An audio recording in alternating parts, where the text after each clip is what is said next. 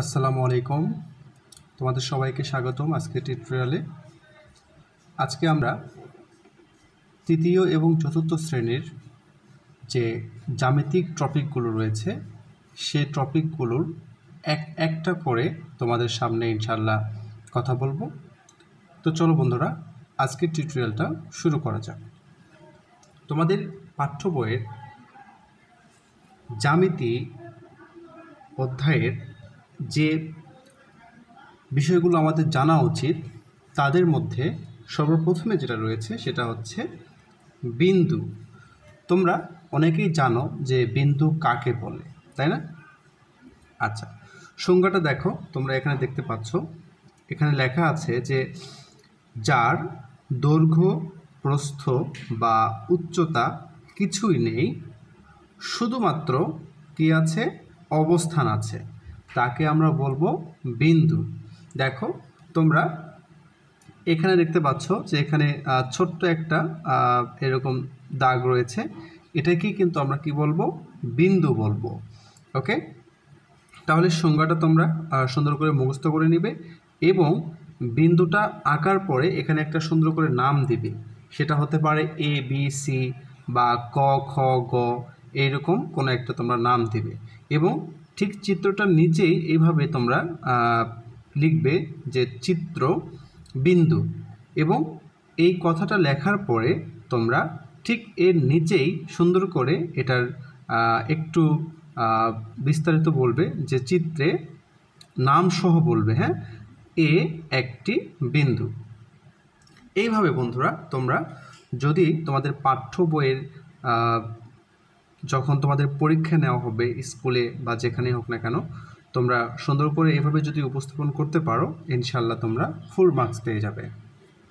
ওকে, এরপরে দেখো, বিন্দু জানার পরে আমাদের যে জিনিসটা জানতে হবে সেটা হচ্ছে মধ্যবিন্দু। তো দেখো, মধ্যবিন্দু কাকে বলে? যে বিন্দু একটি সরলরেখাকে সমান দুই ভাগে ভাগ করে তাকে মধ্যবিন্দু বলে। বন্ধুরা খুব ভালো করে একটু খেয়াল করে দেখো, মধ্যবিন্দু কথাটা আসলে শুনেই তোমরা আসলে বুঝতে পারতেছ যে সমান একটা বিন্দু কি করবে, একটা সরলরেখাকে সমান দুই ভাগে ভাগ করবে। যেমন এখানে তোমরা দেখতে পাচ্ছ এ বি একটি সরলরেখা রয়েছে, এটা ঠিক মাঝামাঝি একটা বিন্দু রয়েছে যেটার নাম হচ্ছে সি। এই সি বিন্দুটা কি করেছে, এ বি সরলরেখাকে সমান দুই ভাগে ভাগ করেছে। অর্থাৎ যদি আমরা ধরে নিই যে এ বি একটি সরলরেখা, মনে করে এটা হচ্ছে 10 সেন্টিমিটার। সো সি এমন জায়গায় থাকবে যে এই 10 সেন্টিমিটার সরলরেখাকে সমান দুই ভাগে অর্থাৎ 5-5 করে ভাগ করে ফেলবে। সো ওইটাকে আমরা বলবো মধ্যবিন্দু। ঠিক আছে? ঠিক এইভাবে তোমরা চিত্রটাকে আঁকানোর পরে তোমরা নিচে লিখবে যে চিত্র মধ্যবিন্দু, এবং তার নিচে আবার লিখবে চিত্রে এবি রেখার সি একটি মধ্যবিন্দু। ওকে, ভেরি সিম্পল। সুন্দর করে তোমরা এইভাবে উপস্থাপন করবে। আচ্ছা, এরপরে বন্ধুরা দেখো, আমরা 3 নম্বর সংজ্ঞাটা জেনে নেব। এখানে সমরেখ বিন্দু। সমরেখ বিন্দুটা কি দেখো, যে সকল বিন্দু একই সরল রেখায় অবস্থিত তাদেরকে সমরেখ বিন্দু বলে। এটা অনেকে আসলে সমরেখ উচ্চারণ করে, আসলে সমরেখ না বলে তোমরা সমরেখ বিন্দু বলবে। ঠিক আছে? ওকে, এরপরে আচ্ছা, চিত্রটা আমরা একটু বোঝার চেষ্টা করি। মনে করো ঠিক আগের সরলরেখাকেও তোমরা যদি বিবেচনা করো, ঠিক আচ্ছা, আমি তোমাদের একটু এটা আর্ট করে দেখানোর চেষ্টা করি। ওকে, ধরো আমি এইভাবে একটা দাগ দিলাম। ওকে, তো এটা একটা আমি কি আঁকাইছি বলো তো, আমি একটি সরলরেখা আঁকাইছি। সরলরেখাটার নাম দিলাম, ধরে নাও এ বি। ওকে, আচ্ছা, এ বি সরলরেখার উপরে আমি এখন কিছু বিন্দু নেব। মনে করো এখানে একটা বিন্দু নিলাম, এখানে একটা বিন্দু নিলাম, নাম দিলাম ধরে নাও সি ডি। এইরকম আমি কিন্তু আরও অনেক বিন্দু নিতে পারি। এখানে নিতে পারি, এখানে নিতে পারি। কিন্তু একটা জিনিস তোমরা খেয়াল করো, প্রত্যেকটা বিন্দুই কিন্তু আমি একটা নির্দিষ্ট সরল রেখার উপরে নিয়েছি, তাই না? সো একটা নির্দিষ্ট সরলরেখার উপরে তুমি যতগুলো বিন্দু নেবে প্রত্যেকটি বিন্দুই হচ্ছে সমরেখ বিন্দু। ওকে, অর্থাৎ একই সরলরেখার উপরে অবস্থিত। আশা করি বন্ধুরা তোমরা বুঝতে পেরেছ। এরপরে আমরা দেখে নিব যে রেখা কাকে বলে। তোমরা রেখা নিশ্চয়ই সবাই চিনো। আচ্ছা দেখো, বিন্দু চলার পথকে রেখা বলে। বিন্দু চলার পথকে রেখা বলে। বিন্দু কি জিনিস সেটা একটু আগে তোমরা জেনেছ। তো বিন্দু চলার পথকে রেখা বলে কথাটা আসলে কেমন একটু দেখো। মনে করো যে আমি এখানে একটা বিন্দু নিয়েছি, এখানে একটা বিন্দু নিয়েছি, এইভাবে কোটি কোটি বিন্দুকে আমি যদি সংযুক্ত করি তাহলে ধীরে ধীরে কী হচ্ছে দেখো তো, ধীরে ধীরে কিন্তু একটা ডিস্টেন্স হচ্ছে। আর সেই ডিস্টেন্সটাকে যখন আমি যোগ করে দেব সেটা একটা রেখায় পরিণত হয়ে যাচ্ছে, তাই না? হ্যাঁ। আচ্ছা, তাহলে আমরা জানলাম যে রেখা কাকে বলে, বিন্দু চলার পথকে রেখা বলে। তোমরা সুন্দর করে এইভাবে একটা রেখাকে আর্ট করবে, দেন তোমরা চিত্রটার বিস্তারিত এখানে লিখবে যে চিত্ররেখা এবং চিত্রে এবি একটি রেখা, এইভাবে সুন্দর করে তোমরা উপস্থাপন করবে। আচ্ছা, দেন আমাদের জানতে হবে এই যে আমরা রেখা সম্পর্কে পড়াশোনা করলাম, এরপরে রেখাকে আবার বিভিন্ন ভাগে আমরা ভাগ করতে পারি। প্রথমত মনে করো যে আমি দুই ভাগে ভাগ করলাম, একটা হচ্ছে সরল রেখা আর একটা হচ্ছে বক্ররেখা। সরল রেখা কি? যে রেখা, দেখো এখানে, যে রেখা চলার পথে দিক পরিবর্তন করে না তাকে সরল রেখা বলে। Very simple. তাহলে কি বলেছে? যে রেখা চলার পথে দিক পরিবর্তন না করে সামনের দিকে চলে তাকে আমরা সরল রেখা বলবো। ওকে, এখন প্রশ্ন হচ্ছে, তোমরা অনেকে বলতে পারো স্যার দিক পরিবর্তন বিষয়টা কীরূপ, তাই না? ওকে, দেখো তোমরা একটু খেয়াল করো। আমি এই যে দেখো, আমি এখানে পেনটা রাখলাম, আমি এখান থেকে কি করতেছি, আমি সামনের দিকে সোজা চলে যাচ্ছি। দেখো এই রেখাটাকে আমরা বলবো দিক পরিবর্তন না করে সামনের দিকে চলা। দেখো আমি যদি পেনটাকে এভাবে সামনের দিকে সোজাভাবে না নিয়ে গিয়ে যদি এভাবে ঘুরিয়ে পেঁচিয়ে নিয়ে যেতাম তাহলে কিন্তু এই রেখাটা দেখো এখান থেকে এই দিকে গিয়েছে, আবার এখান থেকে এই দিকে না গিয়ে আবার এটা ঘুরে নিচের দিকে চলে এসেছে, আবার এখান থেকে আবার উপর দিকে গিয়েছে। সো এখানে কি হয়েছে? এখানে দিকের পরিবর্তন হয়েছে, অর্থাৎ দিক পরিবর্তন করেছে। আর এখানে দেখো এখান থেকে চলা শুরু করে রেখাটা জাস্ট সামনের দিকে অগ্রসর হয়েছে। সো এখানে কিন্তু দিকের কোনো পরিবর্তন হয় নাই। সো যে রেখাটা কি করবে না, দিকের পরিবর্তন করবে না, সেটাকে বলবো আমরা সরল রেখা। আর যে রেখাটা চলার পথে দিক পরিবর্তন করে সামনের দিকে চলে তাকে আমরা বলবো বক্ররেখা। আশা করি তোমরা বুঝতে পেরেছ। তো বন্ধুরা দেখো এখানে সুন্দর করে সংজ্ঞাগুলো লেখা আছে এবং চিত্রগুলো সুন্দর করে আর্ট করা আছে। তোমরা ঠিক এইভাবেই তোমাদের পরীক্ষার খাতায় তোমরা উপস্থাপন করবে, তাহলে ইনশাআল্লাহ তোমরা ফুল মার্কস পাবে। আর শুরুতেই বলেছিলাম যে আজকের ক্লাসটা ক্লাস 3-4 স্টুডেন্টদের জন্য বেসিক জ্যামিতির ধারণা, এবং যারা অন্যান্য ক্লাসে পড়ো 5, 6, 7, 8 যে ক্লাসই হোক না কেন, আসলে এই বিষয়গুলো তোমরা জানো, বাট অনেক দিন থেকে প্র্যাকটিস না করার কারণে তোমরা কিন্তু বিষয়গুলোকে ভুলে যাও। সো তোমরাও কিন্তু একবার দেখে নিতে পারো।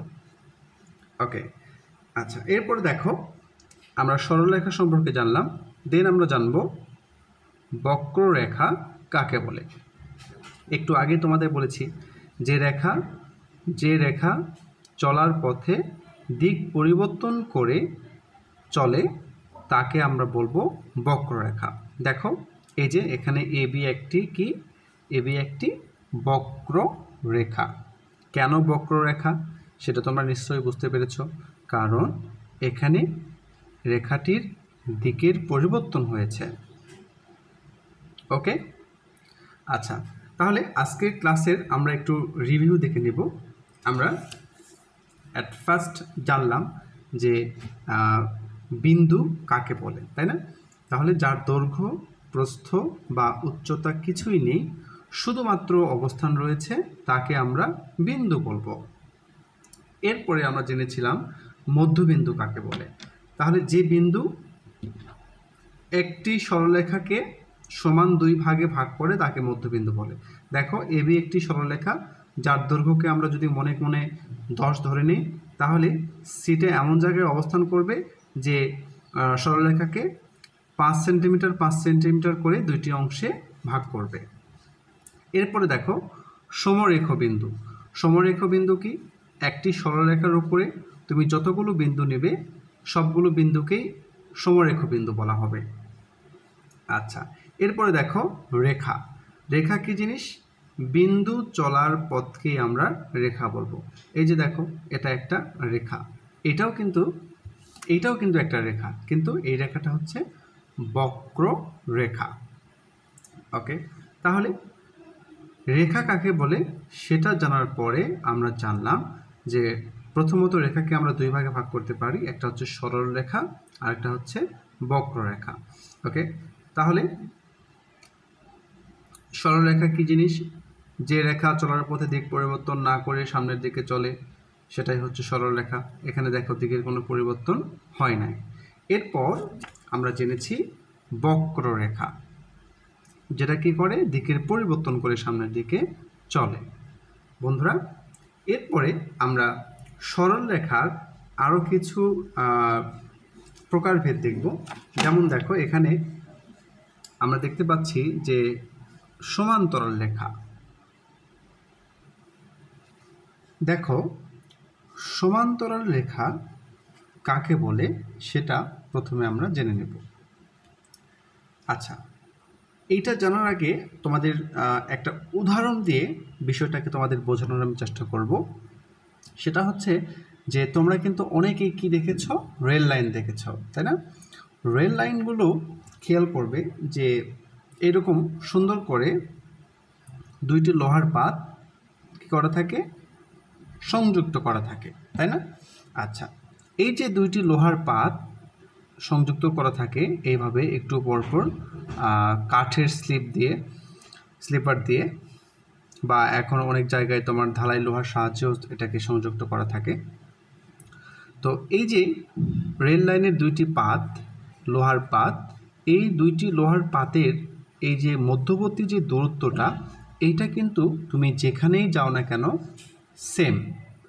তুমি ঢাকাতে যে দূরত্ব দেখতে পাবে এই দুইটি মাঝামাঝি, এটা চট্টগ্রামে গিয়েও কিন্তু দূরত্বটা সেম থাকে। তো এটাই হচ্ছে একটা সমান্তরাল রেখার উদাহরণ। তাহলে চলো সমান্তরাল রেখা কাকে বলে সেই জিনিসটা প্রথমে আমরা জেনে নিই। সংজ্ঞাটা হচ্ছে একই সমতলে অবস্থিত দুই বা ততোধিক সরল রেখা বা বক্ররেখা কি করে? যদি তাদের মধ্যবর্তী সমান দূরত্ব বজায় রেখে চলে বা উভয় দিকে যতদূর ইচ্ছা আমরা এটাকে বর্ধিত করতে পারি, এবং তারা যদি এই বর্ধিত করার ক্ষেত্রে বা বর্ধিত করার পরেও পরস্পরকে ছেদ না করে, তাহলেই তাদেরকে আমরা বলবো সমান্তরাল রেখা। তাহলে সংজ্ঞাটা আরও একবার দেখে নাও। একই সমতলে অবস্থিত দুই বা ততোধিক সরল রেখা বা বক্ররেখা সমান দূরত্ব বজায় রেখে উভয় দিকে যত ইচ্ছা বর্ধিত করলে উহারা যদি পরস্পরকে ছেদ না করে, তাহলে তাদেরকেই আমরা সমান্তরাল রেখা বলতে পারি। ওকে, বিষয়টা একটু সংজ্ঞাটা একটু বড়, সো তোমরা একটু কষ্ট করে মুখস্থ করে নেবে। ভয় পাবার কোনো কারণ নেই। আসলে তোমরা কষ্ট করে মুখস্থ করবে, তোমাদের থেকে যারা বড় তারাও তোমাদের মতো এইভাবে কষ্ট করে আসলে সংখ্যাগুলোকে মুখস্থ করেছিল। ইনফ্যাক্ট আমিও করেছি। সো শেখার জন্য একটু কষ্ট করতেই হবে, এটা তোমাদের অবশ্যই মেনে নিতে হবে। তো বন্ধুরা দেখো, সমান্তরাল রেখার ক্ষেত্রে এখানে বলা ছিল যে সরল রেখা বা বক্ররেখা। তোমরা হয়তো অনেকে ভাবতেছো যে স্যার বক্ররেখা দিয়ে আবার কীভাবে সমান্তরাল রেখা তৈরি করা সম্ভব, তাই না? আচ্ছা, এই বিষয়টা তোমাদের আমি একটু ক্লিয়ার করতে চাই। যেমন দেখো, এটা কিন্তু একটা সুন্দর সরল সমান্তরাল রেখার উদাহরণ। কেন? কারণ এদের মধ্যবর্তী দূরত্বটা অলওয়েজ কি সেম, তাই না? কিন্তু তোমরা হয়তো একটা জিনিস লক্ষ্য করে থাকবে যে রেল লাইন কিন্তু একদম সোজা হয় না, তাই না? অনেক সময় কি করতে হয়, তোমরা যে রাস্তায় চলাফেরা করো সেই রাস্তাগুলো যেরকম মোড় থাকে, সেরকম রেল লাইনের ক্ষেত্রেও কিন্তু কিছু কিছু জায়গায় মোড় নিতে হয়, তাই না? যেমন মনে করো এই লাইনটাকেই কিন্তু এরকম করে ঘুরে যেতে হতে পারে, তাই না? আচ্ছা, কিন্তু একটা জিনিস তুমি লক্ষ্য করো, এই জায়গায় যে দূরত্ব ছিল এই জায়গাতে গিয়েও কিন্তু সেই একই দূরত্বটা বজায় রয়েছে, এবং এই রেল লাইনটা কিন্তু কোথাও গিয়ে কিন্তু এই দুইটি লোহার ইস্পাত এক জায়গায় হচ্ছে না, তাদের মধ্যবর্তী দূরত্বটা সবসময় সমান থাকতেছে। সো এই জন্য দেখো, এটা কিন্তু আর সরল রেখা নেই, এটা কিন্তু বক্ররেখা হয়ে গিয়েছে। এই জন্যই তোমাদের এখানে বলা ছিল যে দুই বা ততোধিক সরল রেখা বা বক্ররেখা। আশা করি তোমরা বুঝতে পেরেছ। এরপরে বন্ধুরা, আজকের টিউটোরিয়ালে আমরা সর্বশেষ যে টপিক তির্যক রেখা, এইটা নিয়ে আমরা আলোচনা করব। দেখো, অ্যাট ফার্স্ট আমরা তির্যক রেখা কাকে বলে সংজ্ঞাটা জেনে নেব। দেখো, তির্যক রেখা কাকে বলে? যে রেখা অন্য একটি রেখার উপর লম্বভাবে অবস্থান না করে বাঁকাভাবে অবস্থান করে তাকে তির্যক রেখা বলে। বন্ধুরা খেয়াল করো, এখানে বলেছে যে রেখা অন্য একটি রেখার উপর, মনে করো আমি এখানে একটা রেখা নিয়েছি, এটা একটা রেখা, এই রেখার উপরে আরও একটি রেখা কি করবে? লম্বভাবে অবস্থান না করে। লম্বভাবে কথাটার অর্থ হচ্ছে একদম এরকম খাড়াভাবে, ঠিক আছে? খাড়াভাবে অবস্থান না করে এইভাবে বাঁকাভাবে অবস্থান করবে, বাঁকাভাবে অবস্থান করবে, তাকেই আমরা বলবো তির্যক রেখা। তাহলে যদি আমি এই রেখাটার নাম দিই এবি, এবং এই যে রেখাটা তির্যকভাবে এবি রেখার উপরে দণ্ডমান হইল, সেটার আমি নাম যদি দিই ওসি, তাহলে আমি ফাইনালি এখানে লিখতে পারি যে এই চিত্রটা কিসের? চিত্রটা হচ্ছে একটি তির্যক রেখা,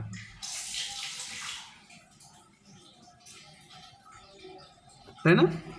এবং তোমরা এইভাবে লেখার পরে তোমরা নিচে লিখতে পারো যে চিত্রে এবি রেখার উপর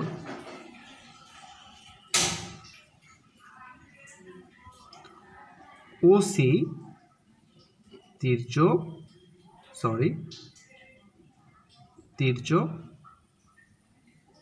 রেখা। ওকে, তো মাই ডিয়ার স্টুডেন্ট, আজকে তোমাদের আমি বিন্দু, মধ্যবিন্দু, সমরেখ বিন্দু, রেখা, সরল রেখা, বক্ররেখা, সমান্তরাল রেখা, তির্যক রেখা, এই জিনিসগুলো কাকে বলে বা চিত্রগুলো কেমন, সংজ্ঞাগুলো কেমন, এই বিষয়গুলো তোমাদের ক্লিয়ার করার চেষ্টা করেছি। আজকের টিউটোরিয়ালটা আমি এখানে শেষ করব। তোমরা পরবর্তী টিউটোরিয়ালে তোমাদের জ্যামিতির যে পরবর্তী বিষয়গুলো রয়েছে, যেমন লম্ব, রশ্মি, ঘনত্ব, কোণ, সূক্ষ্মকোণ, এই বিষয়গুলো সম্পর্কে জানতে পারবে। আর পরবর্তী টিউটোরিয়ালটা দেখার পূর্বে তোমরা অবশ্যই আজকের টিউটোরিয়ালে যে আমরা সংজ্ঞাগুলো শিখেছি অবশ্যই সেগুলোকে মেমোরাইজ করে নেবে, দেন তোমরা পরবর্তী টিউটোরিয়ালটা দেখবে। আর তোমরা অবশ্যই তোমাদের বড় ভাই বা ছোট ভাইকে রিকোয়েস্ট করতে পারো এই ভিডিওটা দেখার জন্য। এই ভিডিওটা অবশ্যই তোমাদের জ্যামিতির বেসিক বিষয়গুলোকে ক্লিয়ার করবে। তো ঠিক আছে, সবাই ভালো থাকবে, এবিসি স্কুলের সঙ্গে থাকবে। আজকে এই পর্যন্তই। আল্লাহ হাফেজ।